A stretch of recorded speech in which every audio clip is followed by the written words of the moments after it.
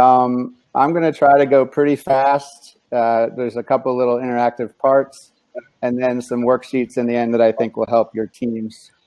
Medard, how are we doing for timing? Like what would you like to? It is now, like what, 11:45. If we spent an hour with you, or 45 minutes to an hour.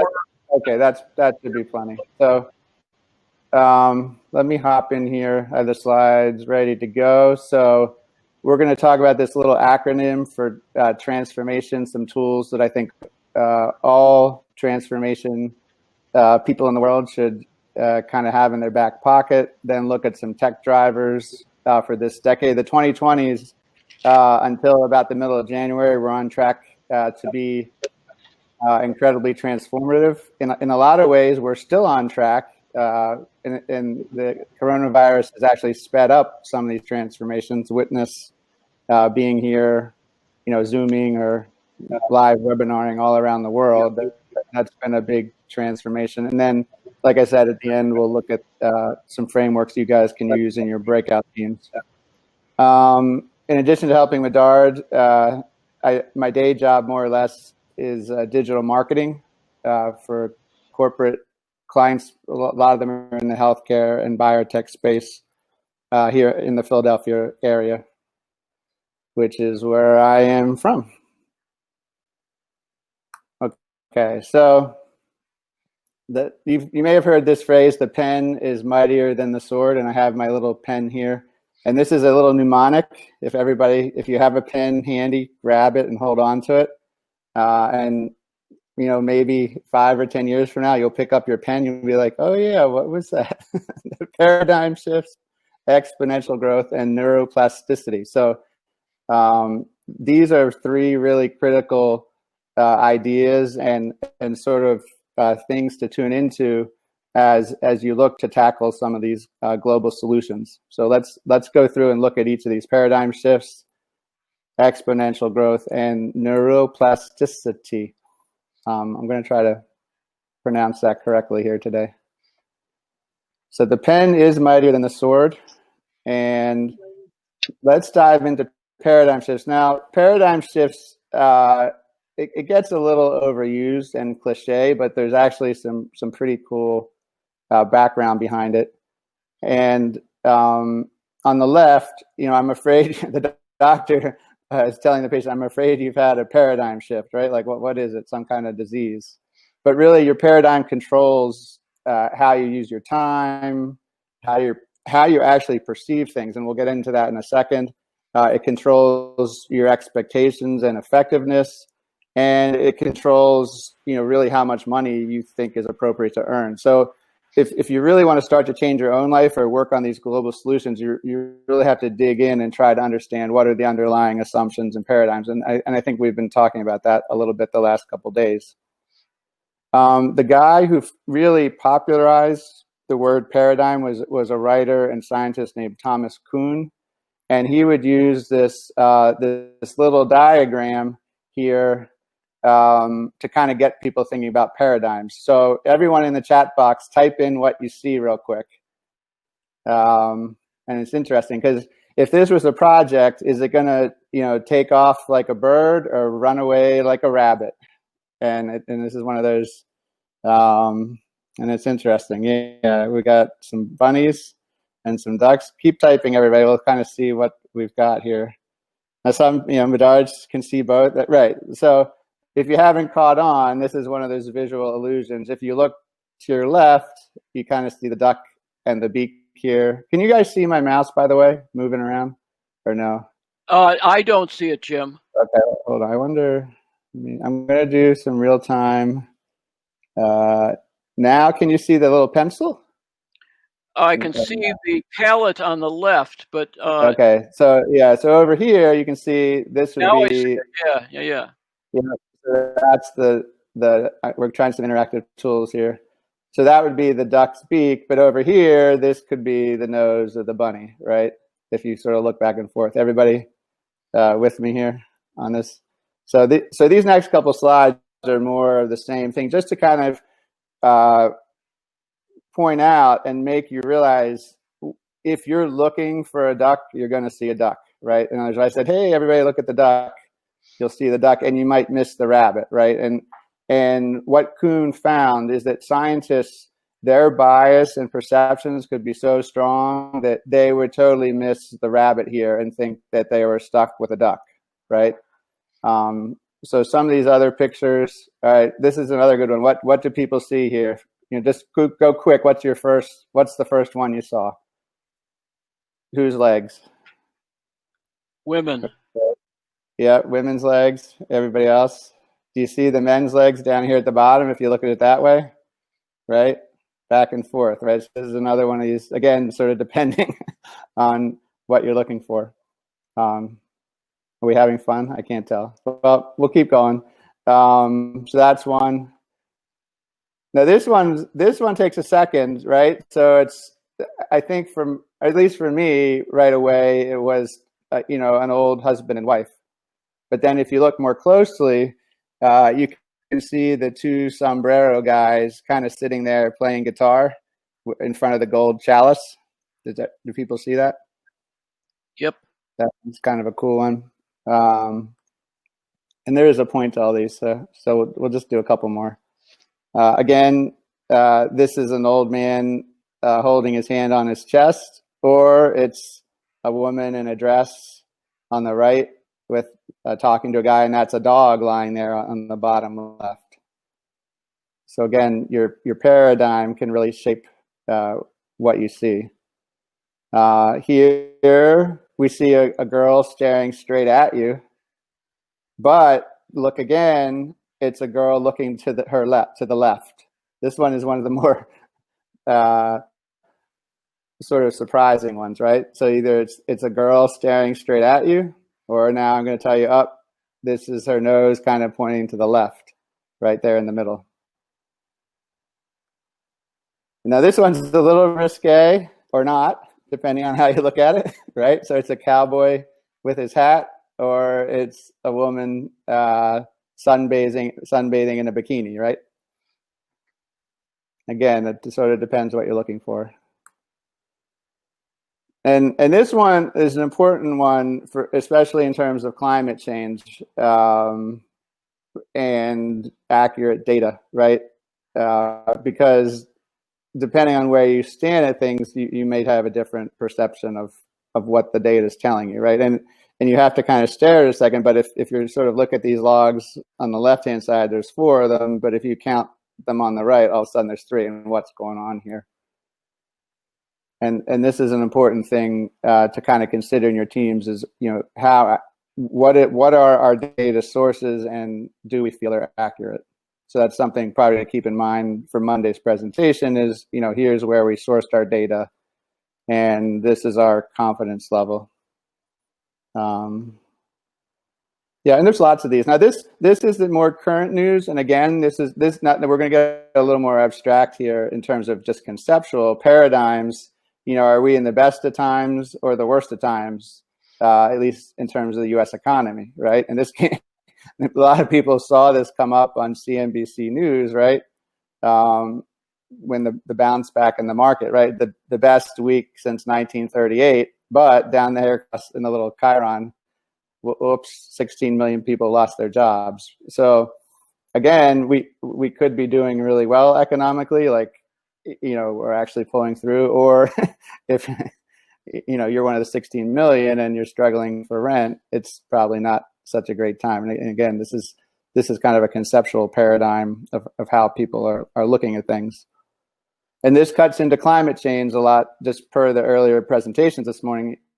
People living in coastal cities, a 2-foot sea rise is going to be a problem. People inland or up in the hills, maybe not as urgent. So there's perceptions and paradigms and where you sit are all kind of tied together.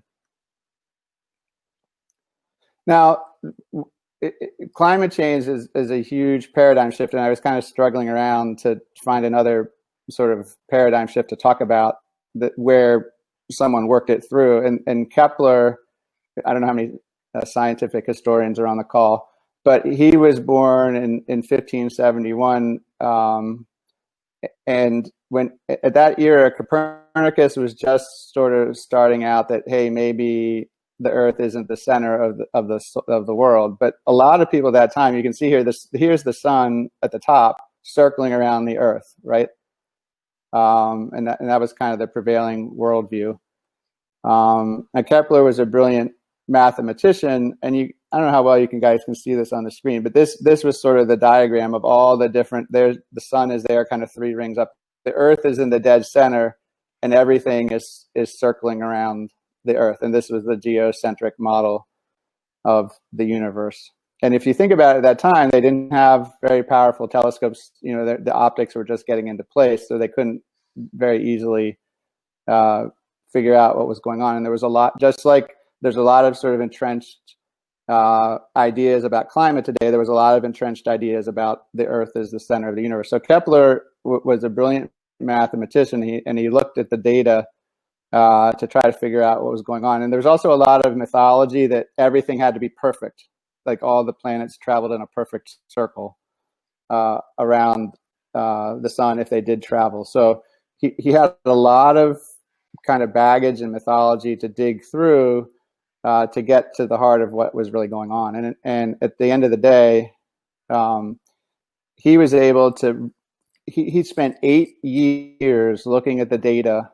of Mars. And Mars is an interesting case if we have any astronomers on the call, because of the way it orbits. There's times in its path vis-a-vis the Earth where it looks like it's going backwards in its orbit. And it just would go backwards for a little bit and then keep going. And there was no mathematical model that really could explain this in any sense. And finally, Kepler, because he was so dialed into this data and kept poring over it, was able to unlock the fact that the planets go in an elliptical orbit. And ta-da, you know, it now, all of us now, well, of course, the sun is at the center of the solar system and the planets orbit around. But this was just 500 years ago in our human history that we were able to sort of unlock this ginormous paradigm shift. And at the heart of it was really going through all the data and also the use of analogies. Like there's a couple good books I read about this where Kepler just kept trying to make things up. Like he had no idea of gravity or motion or force or any of the things now we sort of take for granted, right? So he, you know, are the planets in some kind of ether or on a string or being pushed along or pulled along? And how does the sun, you know, what's happening between the sun and the planets? All of that, he had no foundation. So he just kind of made it up as he went along, and finally was able to get the mathematics that worked and could explain all the movement of the planets. And really, he invented astrophysics along the way. And that led a pretty direct path. And there's all Kepler's observation, there's a direct line to this guy, who some of you may recognize, Elon, probably one of the bigger paradigm shifter guys of this era, and maybe I think historically is going to go down as maybe, you know, historic figure in terms of paradigm shift. I'm going to try to play this little clip here. Let's test the technology.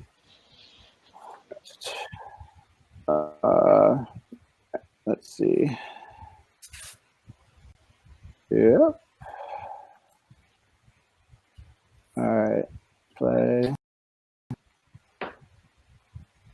If you look at, say, the cost of a Falcon 9 rocket. Can you guys hear that? A little nod or Medard?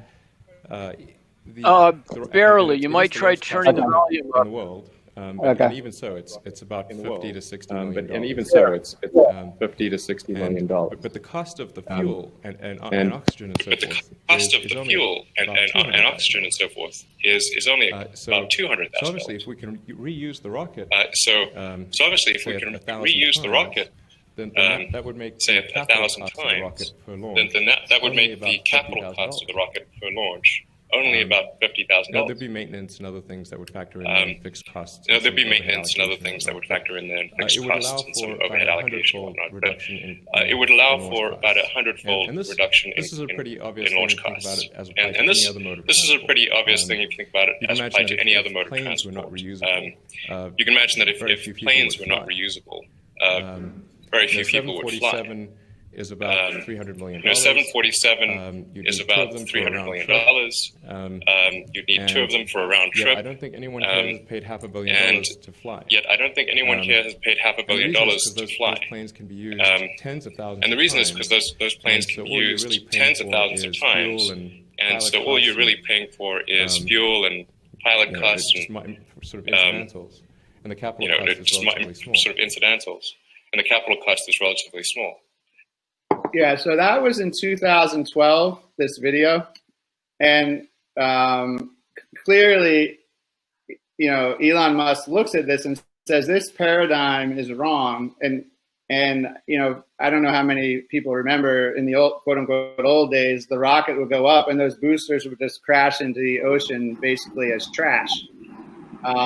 Which, to Elon's point, in 2012, this is a pretty wasteful and expensive paradigm that we've locked ourselves into, right? We have the three stages of the rocket, and 2 of the giant sections, these giant steel containers just crash down through the atmosphere and burn up. So that was 2012, and then 2019. We'll do a little hop over. I'm a little bit of a rocket geek here, so very few people have seen this clip. So this was the launch. We're going to fast forward.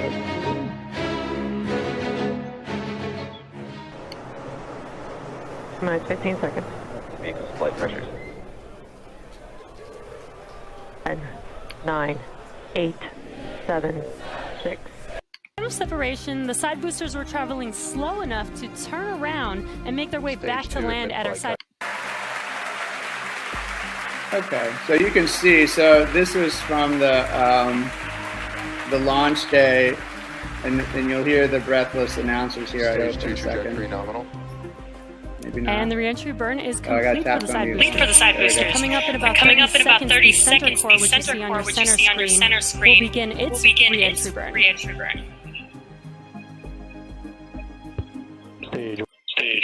Now, just pause here. Remember, there was some method to the madness here. Like everything Kepler had learned, made all this possible, right? So we shifted paradigms. We figured out what was going on the planets, and now we can do rocket travel. And there you can see the reentry burn for center core has begun.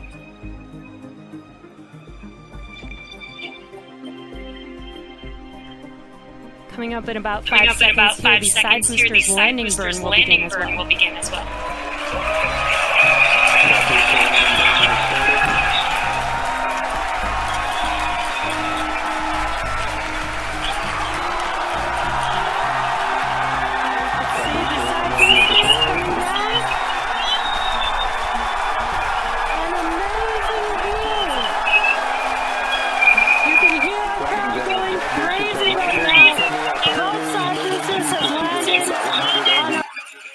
Right, so that's a pretty dramatic paradigm shift, right? So instead of dumping the rockets into the ocean, they were able to land them. And then if we hop forward like another minute or 2 here, you can see the big booster land.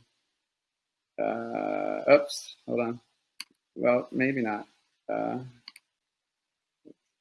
see. Right about here. So now the main booster is about to land. So again, as we mentioned earlier, this is going to be a challenging landing, and we are landing on our drone ship, of course, I still love you.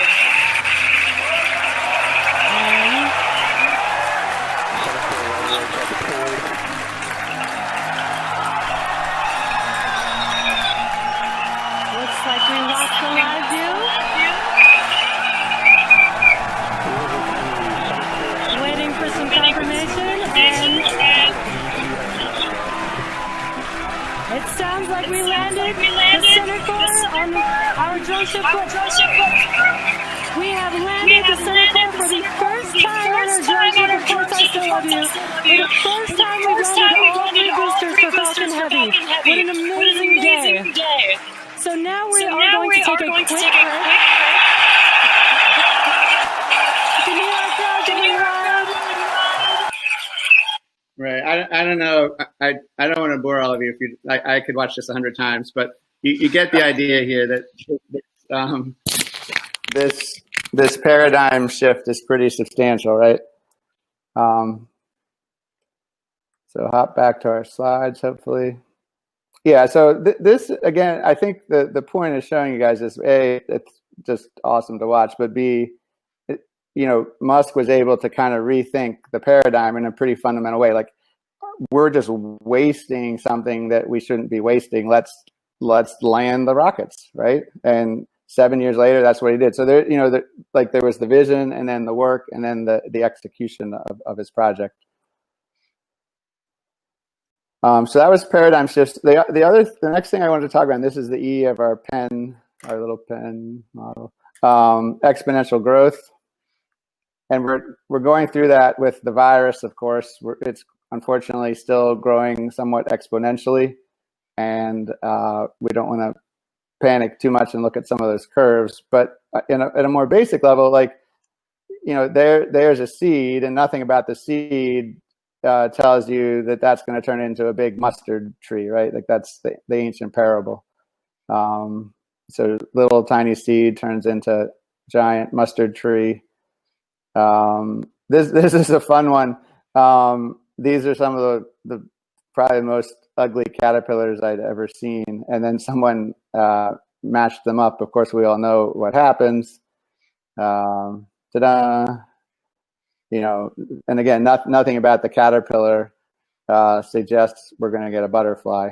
And this is kind of a remarkable pattern of transformation. In terms of exponential growth, there's a couple of there's a lot of business examples.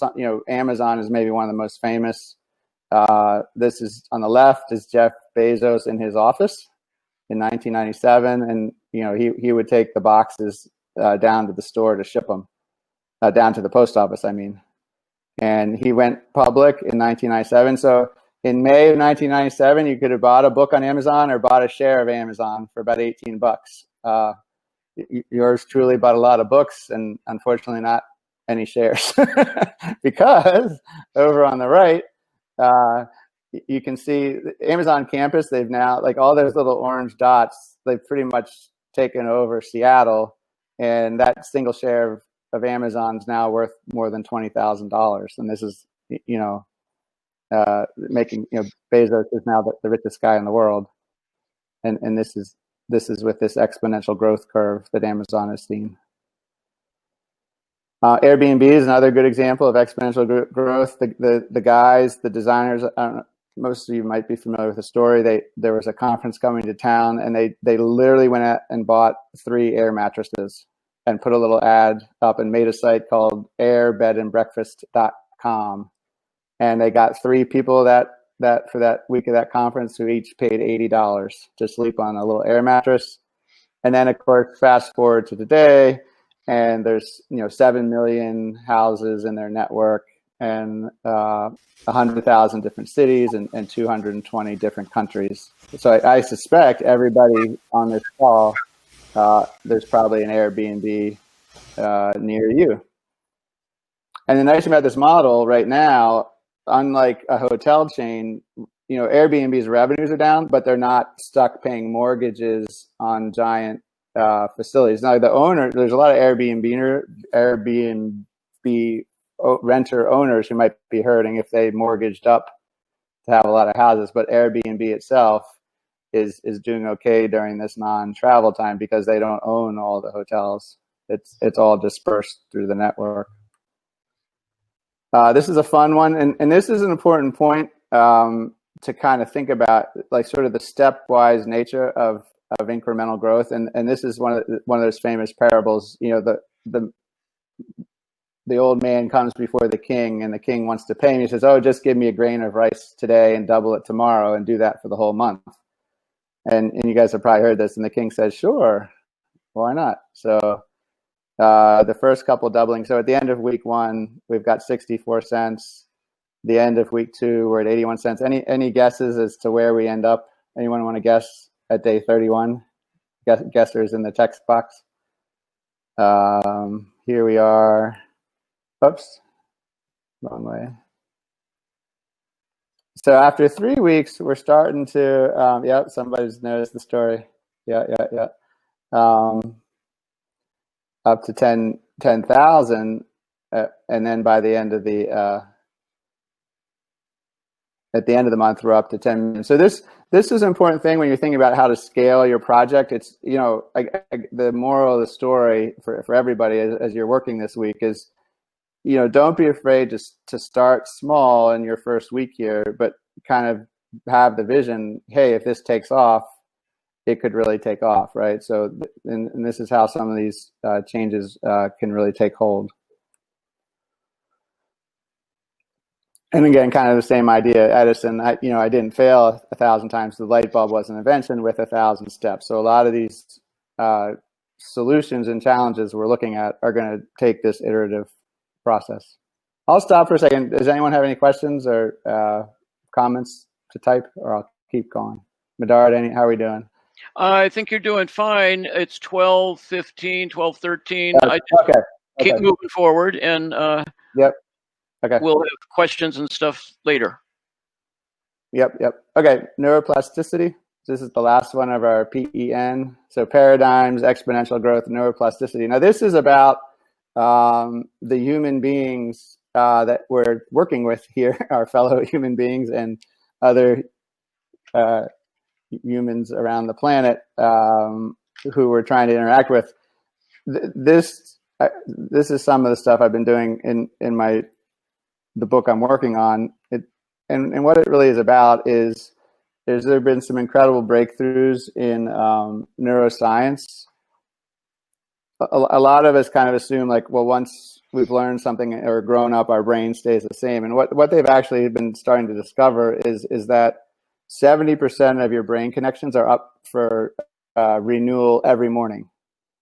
So, and that's a lot of connections. So this degree of neuroplasticity is actually really remarkable. So you can kind of amp up and change your focus on a daily basis through just by amplifying or focusing on different things. So all of us are much more flexible and fluid than we might realize. Now, on the first hand, that is a problem. Like this is a design function of survival. In other words, if we walked around, and there's cases of this where people can't forget things, and they don't remember, well, did I buy milk yesterday or not? And they get kind of stuck with all this clutter in their head. So in some ways, this is a good thing that we tend to forget, right? And here's the Ebbinghaus forgetting curve.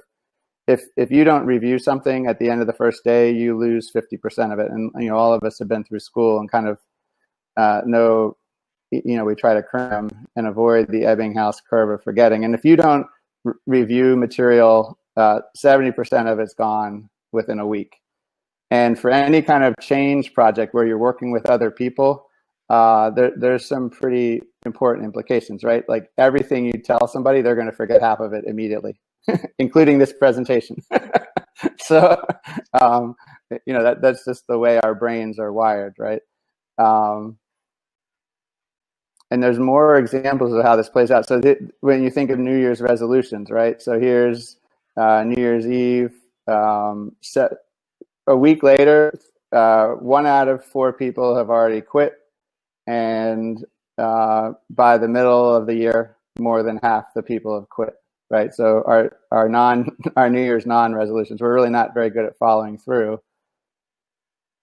And here's gym memberships, the same thing. There's January, and so for all these projects we're working on, this is a factor we have to really kind of pay attention to. And the punchline is the way to beat kind of the forgetting curve here is to really build in some reminders, especially kind of in the initial push for whatever project you're working on. So tell it to them on day 1, tell it to them on day 2, tell it on day 3, and then at the end of the week, and 1 week out, and even 2 weeks out, 3 weeks out. So if you're doing any kind of communications or education, be sure to build in these reminders, because of our of our neuroplasticity, and also because this age is so distracted, right? Like, not only are we dealing with sort of a brain that's wired to forget things, but we're also now wired up in a way that we're constantly getting, new input, right? Like phones by the side, text messages coming in,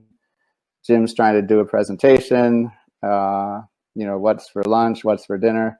The mind is always kind of getting off course, right? So it's important to build in some of these steps. And what they're finding in a performance mode is some of the top performers, and you've heard about the 10,000 hours rule.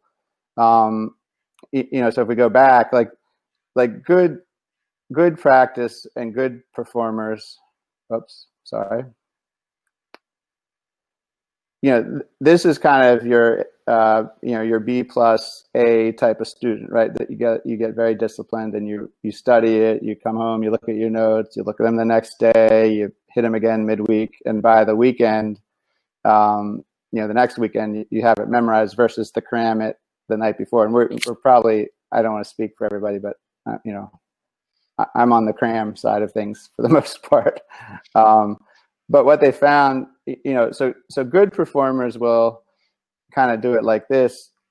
The world-class performers will do their practice session, and then they'll even amp it up further. So whatever they learned on day 1 or day 2, they'll customize it and play around with it and do something innovative and creative with it that's even above and beyond the skill set. So whether it's, some basketball move or something on the piano, like they'll put a little riff in, or if they're writing, they'll come back and edit it in a whole new way. They'll force themselves.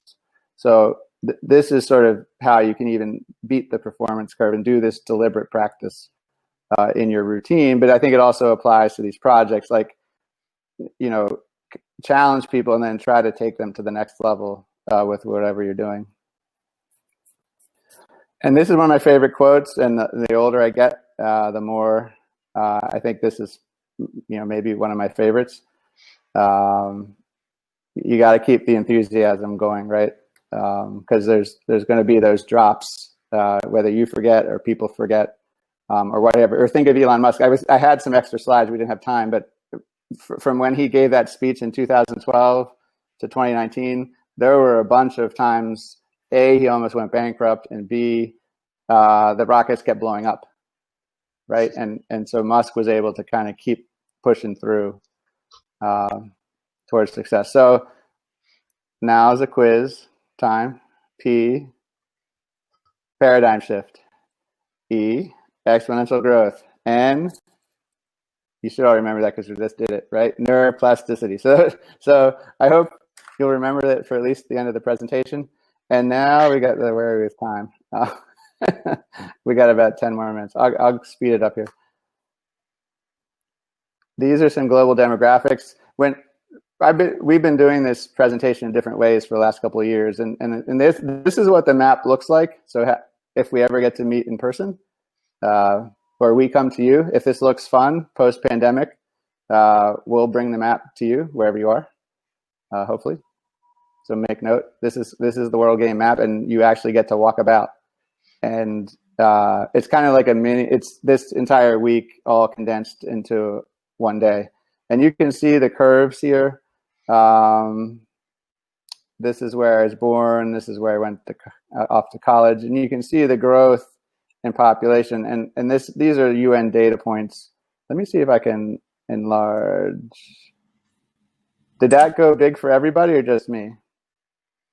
It's the same for me, Jim. Okay.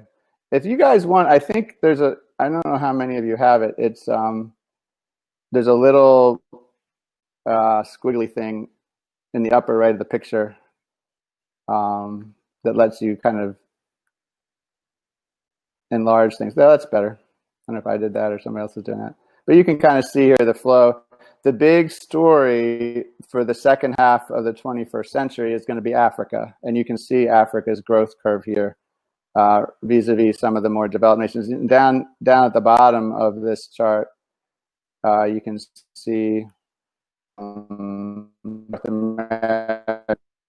It's going to be an African and Asian century as we kind of move into 2050. Certainly in terms of population, and one, I think would argue in big demographic changes afoot. More encouraging is that these pillars represent of growth, right? Billions of growth in human population. So it took a long time to get to the first billion, and then 124 years to get to, and then this is right in the 1900s. The third billion came just in 33 years, and then during the most of the 20th century, on a chair, leading people onto the spaceship every year, every decade, pretty much like clockwork. And it's just in the last decade here in the 2010s we finally slowed down a little bit, and it took us 13 years to get from 6 billion to 7 billion, or right? I'm sorry, 7 billion to 8 billion. And you can see, looking forward, so there's some, the story here is there's some deceleration in population growth. Like all of it, everyone on this call hopped on the spaceship somewhere on one of these bars to the left, but going forward, it's going to slow down a little bit, right? You just see the bar on the right is aging of population, and at the very bottom is Nigeria, where the median age is hovering around 18 or 19 years old. I'm sure probably in Congo as well.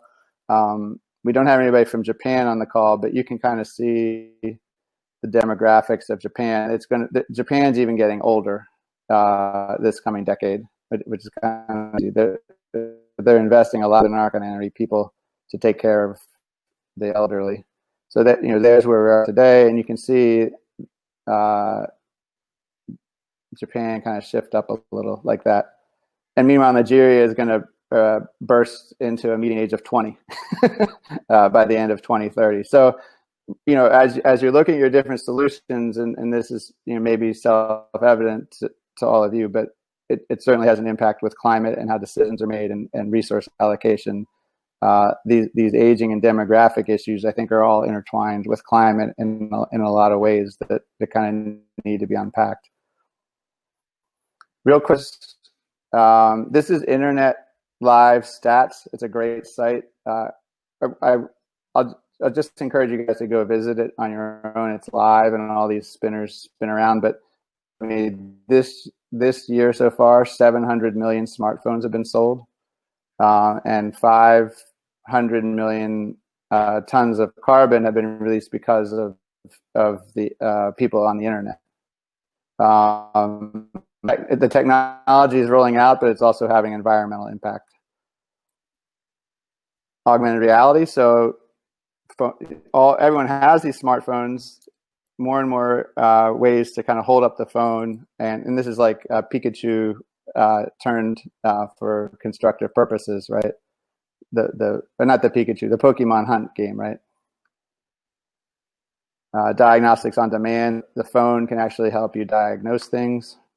I'm going to bang through these. Wearable monitoring. All this stuff with the iWatches and devices on your body are going to provide more and more data about people's health.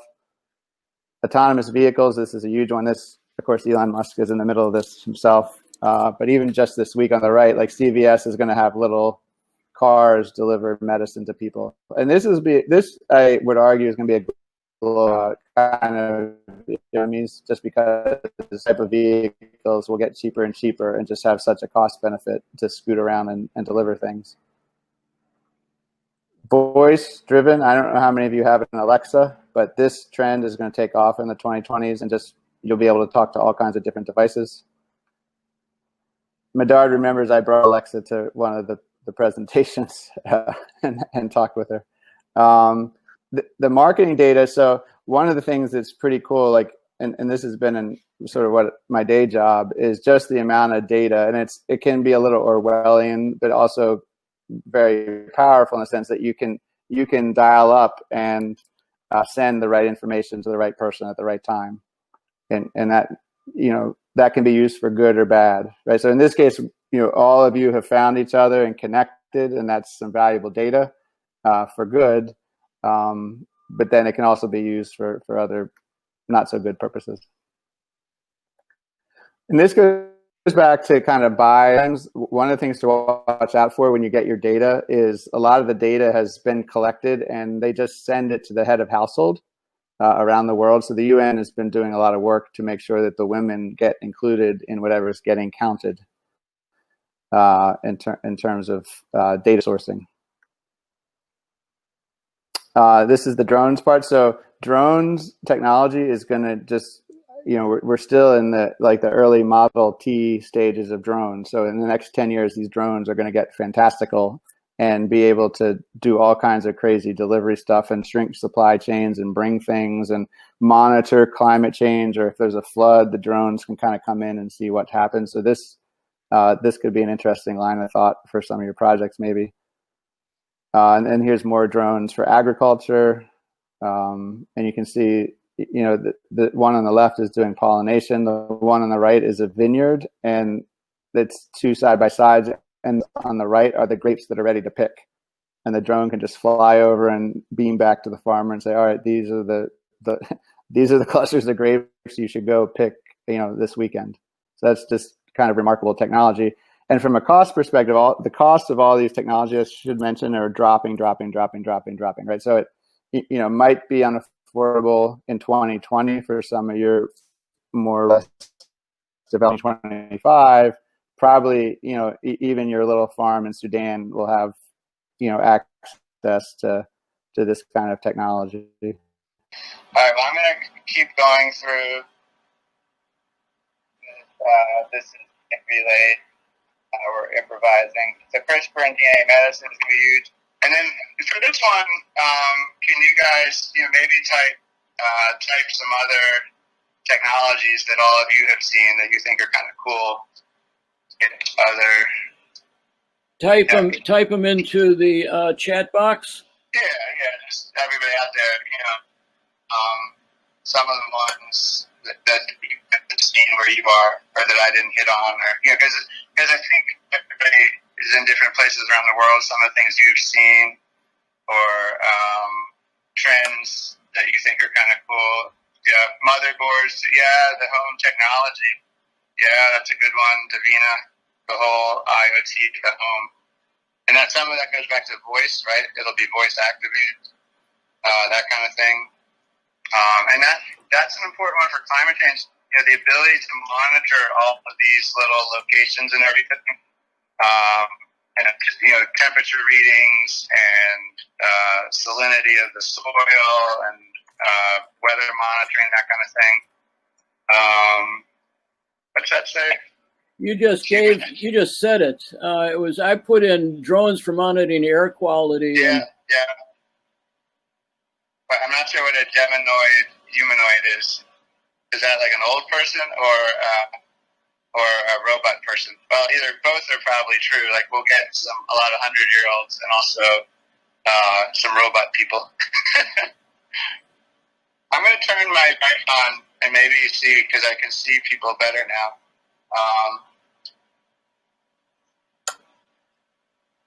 All right. Can you? All right. So I think you guys can hear me now through the system again. Is that true, Medard? Yes, I can hear you. That's for sure, and maybe. I'm hoping everybody else can as well. No. Well, keep going. All right. So just to wrap up. Hey. This canvas has some things on it. Let me see. So this is for your worksheets for your groups. Align with your objectives. What objective is your engagement supporting? What is your target audience? Who do you want to reach? What actions do you want to trigger? What existing global assets could be leveraged? What are the third-party sites? what content and data might you want to use.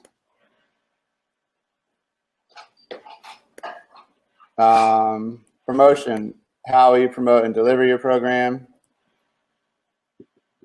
And then most importantly, how will you try to measure it?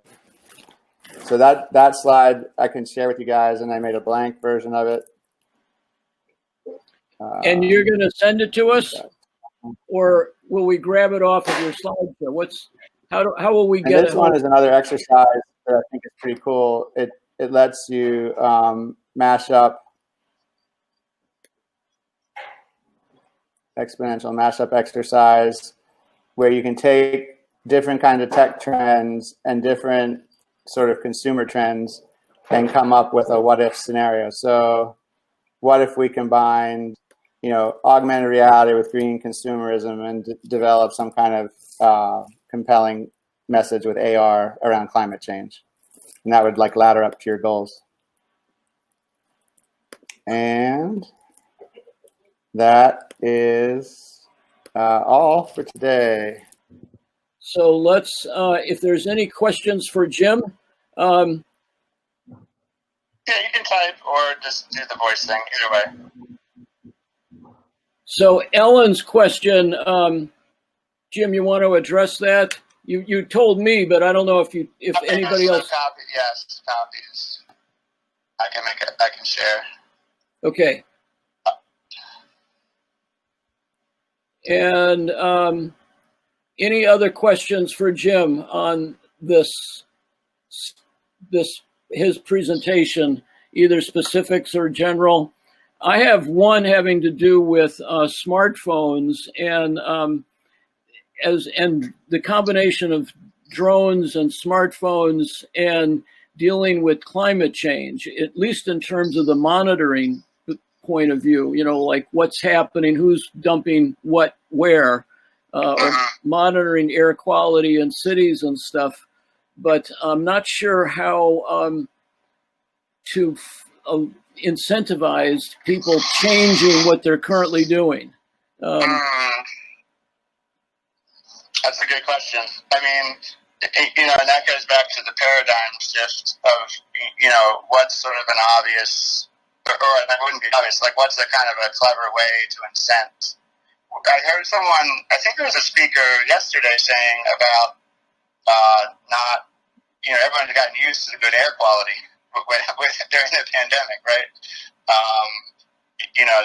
So maybe having experienced things this way, they'll be happier,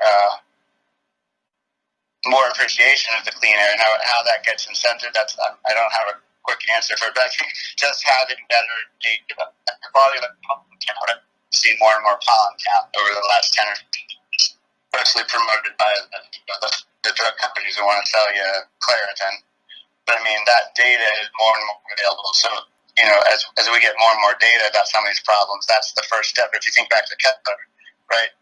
First step was just getting clearer and clearer data, and then that lays the foundation for your paradigm shift. So, Jim, there's a question. If you can see your screen, maybe you could read the question and then answer it.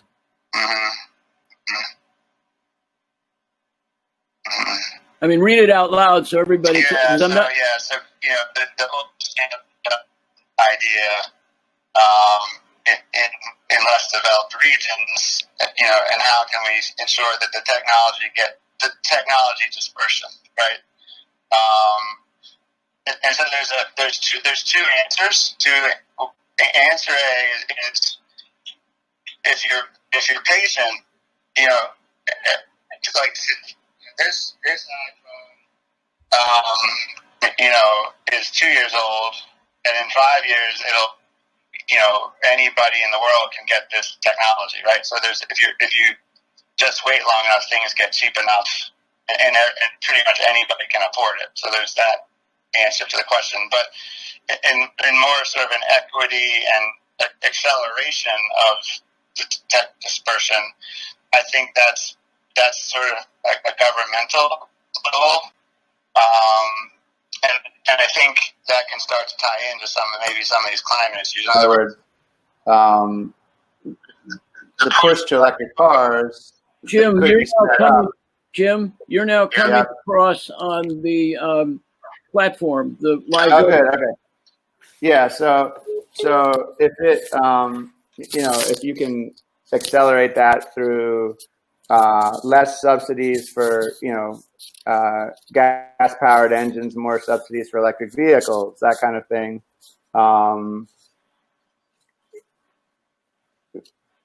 I don't, and again, it's hard to answer broadly to your question in the sense of, each country and each situation is going to be different. Like the electric bike scooters are, I'm seeing more and more of them here in the States, but I'm sure in other parts of the world, they've, really taken off and help people get around very cost effectively. So I think, some of it's a time thing. And if you just wait, all these things that are kind of pie in the sky in developed nations become readily accessible in the less developed nations in like 5 years from now.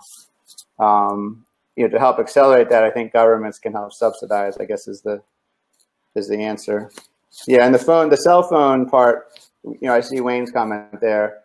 That trend and in the live workshops, when I've been here in person with everybody, like we spend much more time on the cell phone as an enabling technology for all different kinds of things, whether it's education or economic advancement, and just general knowledge and training about all kinds of different things. The phone is a tremendous enabler across the board. And I think there's some creative ways to weave that into the climate change and into this pandemic that haven't really been figured out yet. Like, for example, I don't know what my carbon footprint is, right? But I'm sure if I looked around, I could get some kind of carbon footprint app that would tell me, all right, today you left the air conditioning on and, you drove your gas guzzler and this was your carbon footprint for the day. That kind of data, I think the phone can start to provide. Think of like farmers in the Amazon, the way to get more yield out of your land with your phone and the drone, and you don't have to cut down the rainforest. Those kind of solutions.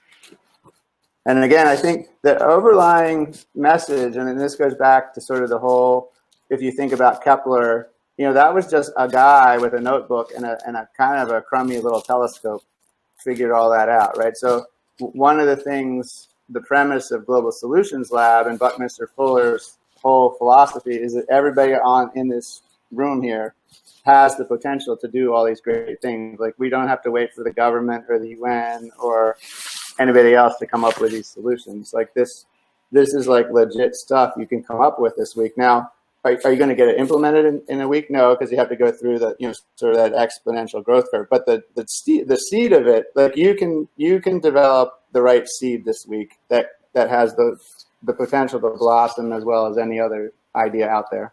And that's kind of the core philosophy, I think, of this whole program.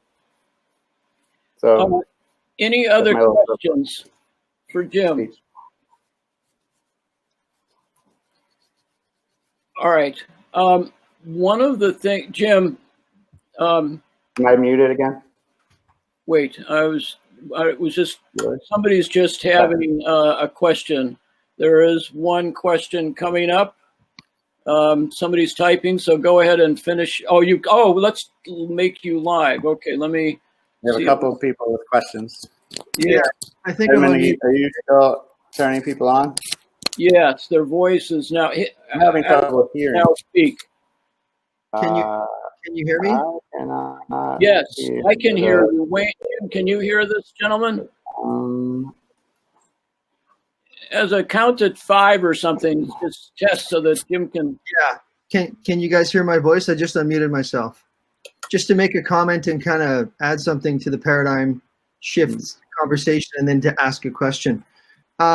Great presentation, Jim. Thank you. I think if you see, our population has been rising exponentially. So we're living in exponential times, and we need exponential technology to help us with exponential measures. But one of the things I wanted to put forth to the group is, because I actually attended Singularity University, which is all about exponential technology. So I'm an alumni of that school. But one of the things that blew me away about Singularity is Peter Diamandis talks about we're moving into a trillion sensor world. meaning that we're going to have 1 trillion sensors on all of our devices, kind of analyzing so many facets of the human economy and the ecosystem, or the ecosystem services.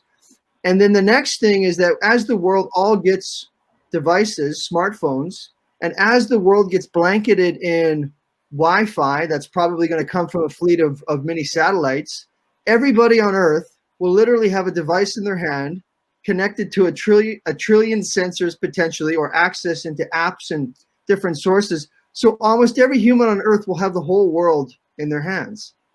Yes. And so the paradigm shift for me is, it's like, wow, think of the feedback we can start to give each other, our economies, our ecosystems, with that power. So I wanted to share the vision of the trillion sensor world, all of us being connected, and all of us having an ability to kind of have participation in being a part of that data and that feedback.